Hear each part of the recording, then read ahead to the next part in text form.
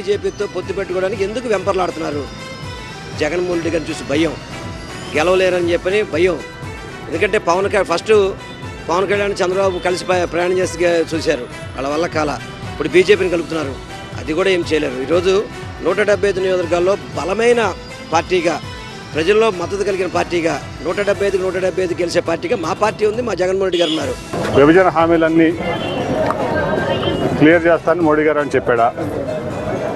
ఈరోజు మోడీ గారికి ఆ రోజు లక్ష కోట్ల రూపాయలు రాజధాని కాడ నిర్మిస్తానికి కావాలని అడిగావు మోడీ గారిని, ఇవ్వలేదన్నావు.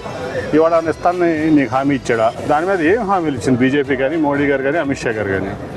అది క్లియర్ కట్గా చెప్పాలి ఆయన ప్రజలకి సమాధానం. ప్రతిసారి ఎవరో ఒకరి ఇది లేనిదైతే కాలేదు, అందరినీ పెట్టుకుంటున్నాడు, ట్రై చేస్తున్నాడు. ఆ ప్రయత్నం చేసిన ప్రతిసారి ఒక్కొక్కసారి డిపెండింగ్ అవతల పార్టీలు బట్టి సక్సెస్ అవుతుండొచ్చు, ఇంకోసారి ఫెయిల్ కూడా అయ్యారు.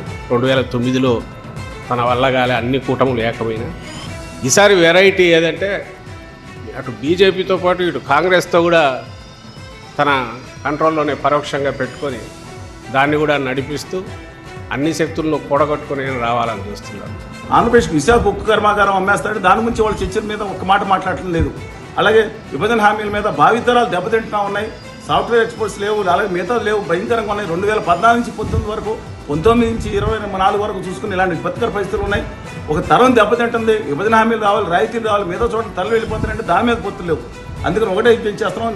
2014 నుంచి వాళ్ళ ఆంధ్రప్రదేశ్కి నమ్మద్రోహం నైవేద్యం చేసిన ఉత్తర భారతీయ జనతా పార్టీ ఎవరు పొత్తు పెట్టుకున్నా సరే ఖచ్చితంగా అది ప్రత్యక్ష పొత్తు కానీ పరోక్ష పొత్తు కానీ ప్రజలు తుక్కు ఓడించాలని చెప్పి అనేక సమావేశాలు మేము పెట్టాం.